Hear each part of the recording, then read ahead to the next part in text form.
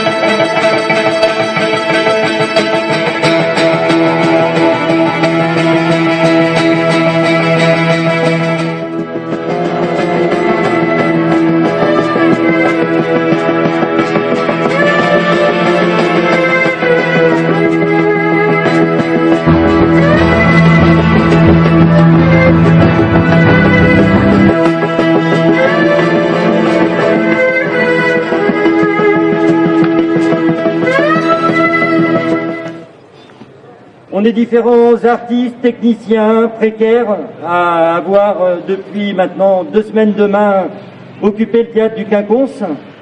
C'est un mouvement qui est très divers. Il y a plein d'énergies qui se sont retrouvées ici depuis 15 jours. Des personnalités, des associations, des structures.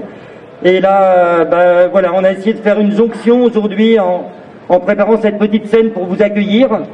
Je vais vous lire un texte d'un metteur en scène qui s'appelle et écrivain Jérôme Fabre. Et on va commencer par ça. Nous ne serons pas des entrepreneurs. Il ne faudra pas nous demander de preuves de rien du tout. Pas de résultats ni de compétences. Pas d'objectif de développement. Donnez-nous juste les clés et de quoi payer le chauffage. Quelques bières et un peu de fromage. Surtout pas de pâté. On sera juste là et on commencera par regarder, puis par discuter. Et au bout d'un moment, qu'on écrive ou qu'on arpente un éventuel plateau, qu'on explore d'hypothétiques recoins d'un quartier à la rencontre d'improbables voisins ou voisines, au bout d'un moment, oui, quelque chose adviendra. Mais on se refusera à vous dire quoi, parce qu'on n'en saura rien avant. Quand est-ce qu'on traverse la vie autrement qu'en s'échinant à être des entrepreneurs de nous-mêmes? L'art, c'est d'être là, sur la route, et de ramasser quelques coquillages. Sur la route, parfois, enjamber, déterrer des cadavres, embrasser des visages, épouser des causes, oublier qui on est, se parler à soi-même, doucement. Bien sûr, on s'organisera, vous verrez, on sait faire. Ça fait longtemps qu'on fait ça même. Souvent, on doit s'occuper d'un calendrier, d'une somme d'argent plus ou moins importante, transmettre des trucs à un comptable, produire un bilan. C'est assez gratifiant quand on a fini. Mais ça revient un peu trop souvent. Mais nous ne serons pas une organisation, un état-major en ordre de marche, administrateurs, diffuseurs, photocopieurs, producteurs.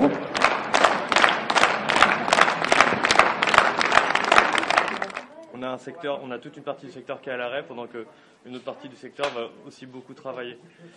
Donc ça fait que pour les gens qui ne trouvent pas de travail, et notamment les plus précaires, donc c'est les intermittents, les artistes auteurs, les personnes qui n'ont pas réussi à faire toutes leurs heures de travail pour avoir des droits, etc., eh bien, là, pour l'instant, il n'y a aucune garantie de revenus là à court terme pour les prochains mois.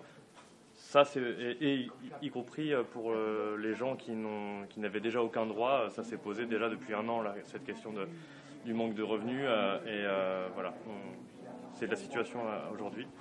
Donc ça, c'est pour l'arrêt. Et pour la question de l'année blanche, parce qu'on en avait parlé l'an dernier, on avait obtenu, suite à une mobilisation, une année blanche, c'est-à-dire une prolongation des droits jusqu'en août 2021. Actuellement, la prolongation de ces droits au-delà d'août 2021, c'est-à-dire pour une année supplémentaire, parce qu'on n'a toujours pas eu d'année normale de travail, à cause de la pandémie, à cause de la fermeture des lieux, à cause de plein de choses. Cette prolongation n'est pas du tout assurée. Elle n'est même pas assurée, c'est-à-dire que le ministère du Travail a clairement dit, lors d'une rencontre avec une délégation, que la prolongation d'1 an de l'année blanche pour les intermittents, et encore pire pour le régime général, c'était la ligne rouge à ne pas franchir. Donc clairement, leur intention, c'est de ne pas prolonger les droits. C'est le minimum. En 12 mois, on doit effectuer 507 heures de travail, d'emploi. C'est déclaré. C'est-à-dire qu'il y a forcément du travail qui est mené sans qu'il soit déclaré, parce que l'emploi ne recouvre pas entièrement le travail. Mais on doit recueillir 507 heures déclarées, et minimum, et ensuite on peut espérer toucher des droits à chômage. Vous espérez une ouverture rapide? Je crois, oui. Vas-y. On espère une ouverture rapide, on espère une ouverture dans les règles sanitaires. Et on espère évidemment que les droits qui sont revendiqués et les demandes sociales qui peuvent être celles initiées très localement par les gens qui occupent les quinconces, ou à l'échelle nationale à l'occupation de l'Odéon. On espère que pour eux, ils pourront affirmer ces revendications et les obtenir. Et concernant la réouverture seule, juste des lieux de travail culturels, ne suffit pas en soi à répondre aux besoins matériels et aux besoins financiers de la plupart des travailleurs et des travailleuses du secteur culturel. En fait, juste la réouverture ne répond pas à la précarité. Ça pourrait éventuellement amener du salaire pour certains, mais on sait très bien que la programmation ne reprendra pas comme avant, comme en 2019. Et y compris, il y a des urgences sociales liées au manque de revenus où la réouverture ne répondra pas à ça.